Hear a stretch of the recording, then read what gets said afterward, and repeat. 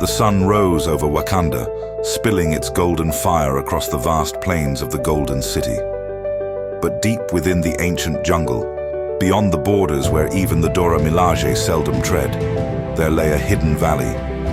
Its name was whispered only among elders and griots, Mbubendlovu, the Valley of the Lion. There, beneath the shade of ancestral baobabs and the hum of ancestral spirits, walked Asani, a lion unlike any other. His mane shimmered faintly with streaks of black and gold, a strange luminescence that caught the dawn light.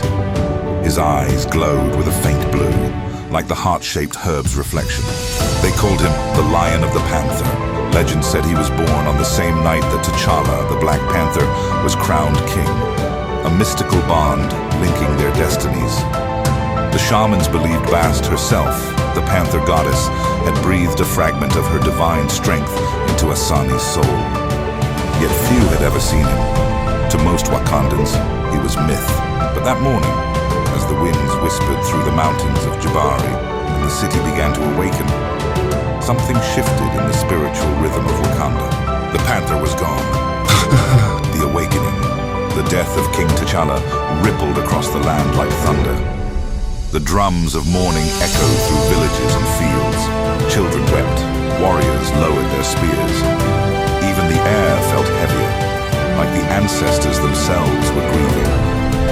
Deep in the jungle, Asani lifted his head. He felt it before the news reached him, a tremor in his soul. The bond between him and the panther had been severed. He roared, a sound so powerful it shook the trees, sending flocks of birds scattering into the sky. From the shadows, an old shaman emerged, Zuberi, keeper of the ancient ways. He had been the first to recognize the lion's power, raising him as a cub when hunters found him lying beside a shattered vibranium shard. The bond is broken, Zuberi whispered, placing his trembling hand on Asani's mane. T'Challa walks among the ancestors now. Asani's eyes dimmed with sorrow. His heart burned with confusion. Grief he could not express.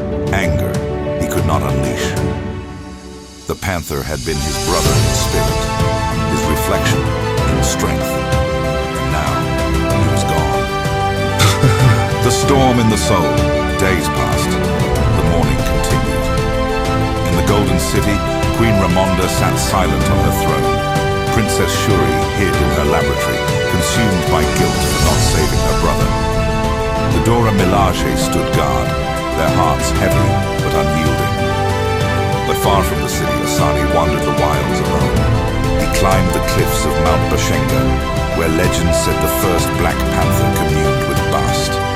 The air was thin, cold, and heavy with history. The stars above glimmered like the eyes of fallen kings. Asani roared again, not to call others, but to challenge fate itself. His roar echoed through the canyons like a storm, vibrating the vibranium deep underground. "I will not let the spirit of the panther die," his heart cried.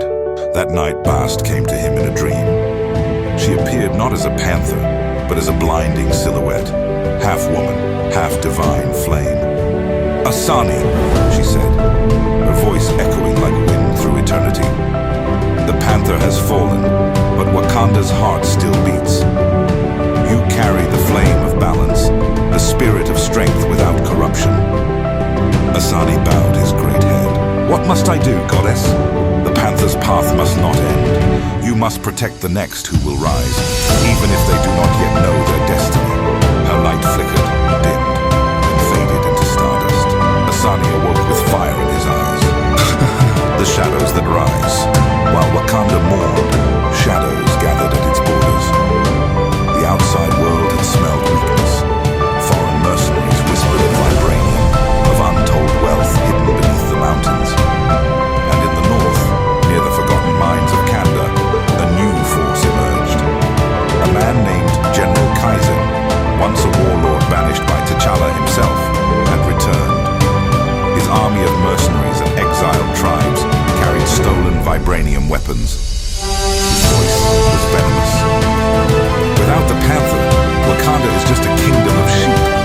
I will take the lion's throne myself." But the jungle had eyes, and the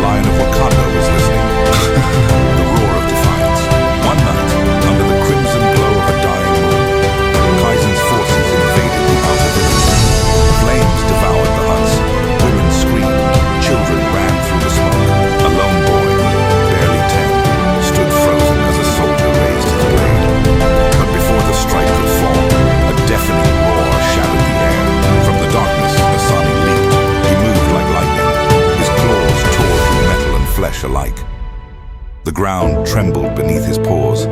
His mane burned like wildfire as sparks flew with every impact.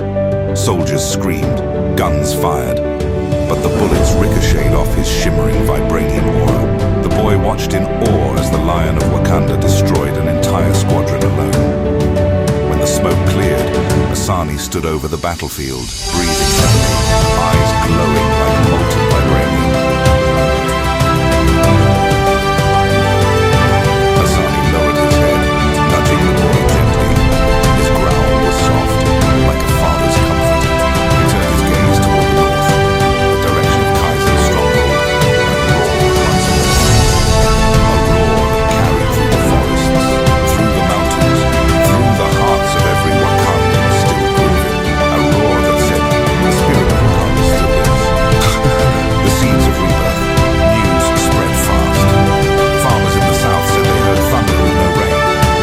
Miners swore the ground shook for miles. And in the palace, Princess Shuri paused her experiments, looking up as if she'd felt something awaken in her chest. "Mother," she said softly, "did you feel that?" Queen Ramonda smiled faintly. "Yes, my daughter. The ancestors roar through him." That night, as Shuri stood beneath the stars, she whispered to herself, "Maybe the mantle of the panther doesn't belong only to me. Maybe it belongs to every living spirit that protects this land." Somewhere in the wild, Asani walked through the embers of the battle he had won. He was wounded, scarred by blades and bullets, but his spirit was stronger than ever. He lay beneath the moonlight, and for the first time since T'Challa's death, he did not feel alone. He knew the journey ahead was far from over. Kaizen's forces were regrouping. The heart of Wakanda was still under threat, but he had found his purpose, not just as a beast of power, but as a symbol, a lion who would teach the next panther not just how to fight, but why to fight. As dawn broke once more over Wakanda, Asani stood on a cliff overlooking the Golden City. His mane glowed in the rising sun like molten gold. He could see the palace far away, its towers gleaming through the mist. Below him, a small group of villagers gathered, bowing their heads toward him. They placed spears in the ground in salute. One elder whispered, "The panther has fallen, but the lion has risen." Asani looked toward the horizon where the Vibranium mountains met the clouds. He closed his eyes, breathing deeply, listening to the faint heartbeat of the land. Then, with a single powerful roar that echoed across all Wakanda, he declared, "The lion protects the panther's legacy." The roar carried over mountains, rivers, and hearts, reaching Shuri in her lab. She turned toward the sound, tears filling her eyes. She smiled. "I hear you, Asani. The fight isn't over." The ancestors whispered through the ring. Bast smiled from beyond the stars. The legend of the Lion of Wakanda had only just begun. The rain fell over Wakanda that night, whispering like tears upon the earth. It was not a storm of destruction, but of rebirth, the kind of rain that awakens the sleeping soil. In the heart of the jungle, Asani, the Lion of Wakanda, lay wounded beside the sacred river. His fur was soaked with blood and rain, his breathing shallow but defiant. Every movement hurt, but within his chest burned the spirit of Bast. Above him, lightning struck the vibranium cliffs, illuminating ancient carvings of panthers and lions locked in eternal dance, symbols of balance, unity, and protection. The voice of Zubari, the old shaman, echoed faintly through the forest. "Rest, my son. The storm is not your enemy, it is your baptism." Through pain, the lion becomes eternal. Asani slowly rose to his feet, his wounds glowing faintly with blue light. The energy of the lion was merging with his blood. He looked to the mountains, toward the north, where war drums thundered. Kaizen was coming. The gathering storm. General Kaizen's forces were unlike anything Wakanda had faced since Killmonger's rebellion. They were mercenaries, hybrids, and traitors wielding stolen vibranium tech, armor forged in darkness, powered by greed. Kaizen himself stood atop a captured tank, his armor blackened with scorch marks, his eyes burning with rage. No king, no protector, just a kingdom ripe for taking. Behind him, drones hummed through the air, monstrous armored trucks rolled toward the sacred mountains. His plan was simple: take control of the Vibranium heart mines, the core source of Wakanda's power, and force the people into submission. But what Kaizen didn't know was that the spirit of the Panther was not bound to one man. It was alive in the courage of its people. And somewhere in the jungle, a lion had already begun to awaken that spirit again. Shuri's awakening. In the Golden City, Princess Shuri stood before a hologram of her brother. His image flickered, smiling faintly, as if still alive in her heart. "I can't be you, T'Challa," she whispered, "but maybe I don't have to be."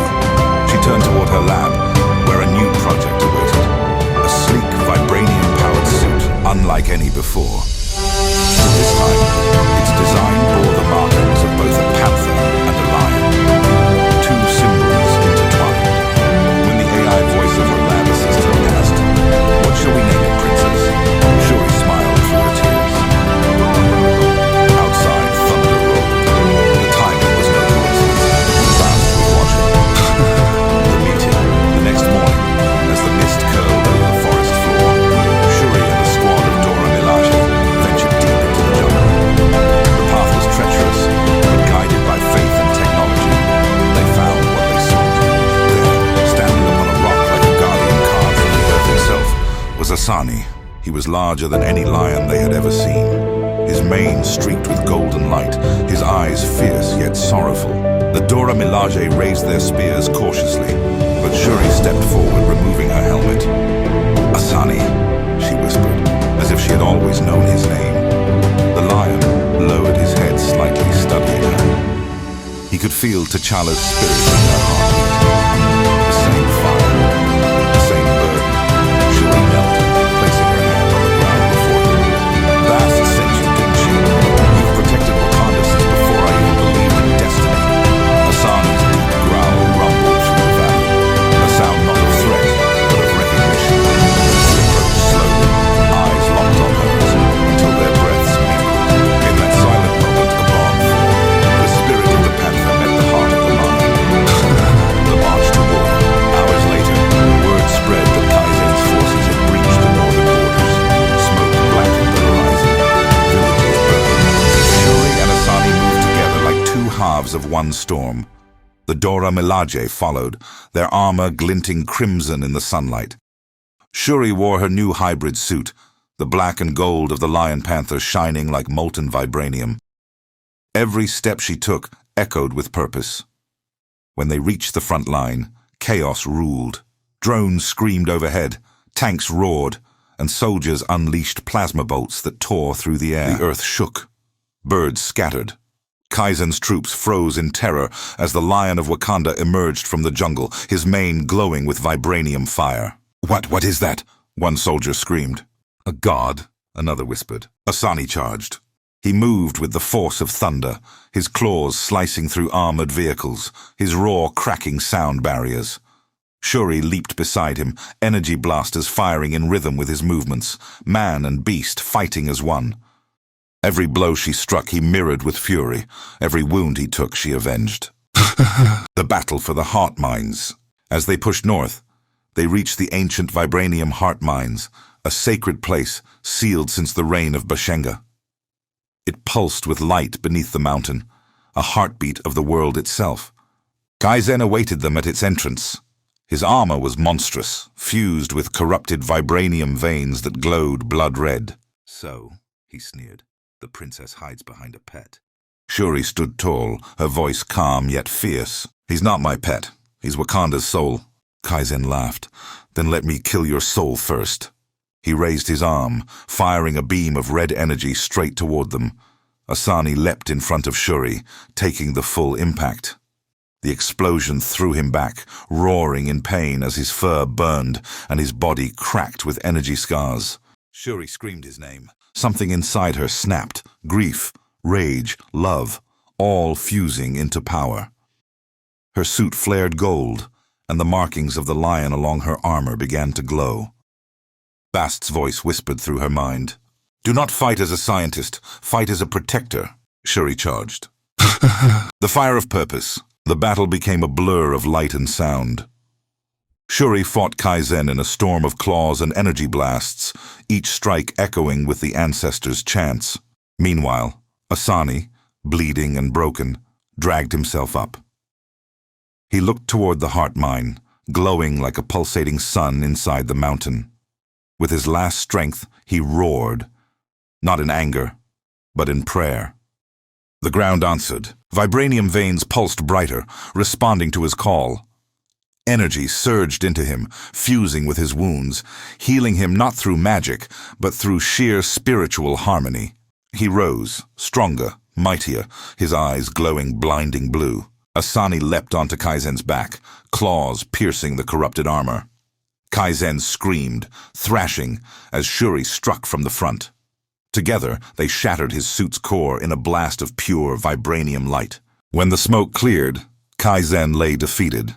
The mountain was silent again. Shuri stood beside Asani at the mouth of the heart mine. The sunrise painted the sky in pink and gold. She looked at the lion and smiled faintly. "You saved us all, but you're hurt." Asani lay down, his breathing steady but weak. Shuri rested her hand on his mane, tears falling silently. "You were my brother's protector, weren't you? Maybe even his friend." The lion's eyes flickered, soft, knowing. Weeks passed after the great battle. Wakanda was safe, but peace had come at a cost. Deep in the jungle, Asani grew weaker. The power of the vibranium that had healed him now slowly drained his life. It was never meant to remain within mortal flesh.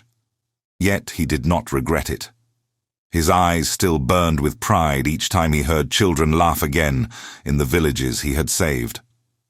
One evening, Princess Shuri came to find him. She knelt beside him beneath the ancient baobab, her new armor shining faintly in the moonlight. "You've done enough," she whispered, stroking his mane. "You don't have to protect us anymore." Asani's gaze met hers, calm, knowing. He let out a low rumble as if saying, "Wakanda protects itself now." The wind grew warm. A golden light surrounded him. Bast's voice echoed softly through the forest. "The lion's purpose is fulfilled. His roar shall echo through eternity." Shuri's tears fell as Asani's breathing slowed. His body began to shimmer, breaking into glowing particles that drifted upward like dust of the stars. The jungle glowed blue, and every creature bowed its head. When the last of his light faded into the night sky, a new constellation appeared above Wakanda, a lion beside a panther, their shapes forever intertwined. Shuri whispered, "Rest well, Guardian. You'll never be forgotten." Years later, a festival was held in his honor. Children wore lion masks beside panther emblems, chanting together, "One heart, one roar, one Wakanda." And in that moment, everyone felt it, the faint rumble of a distant roar rolling across the plains, carried by the wind. The Lion of Wakanda still watched over them, not as flesh and blood, but as spirit, courage, and unity. Because legends never die, they become the heartbeat of the land they loved. The panther was the shadow, the lion was the light. Together they made Wakanda eternal.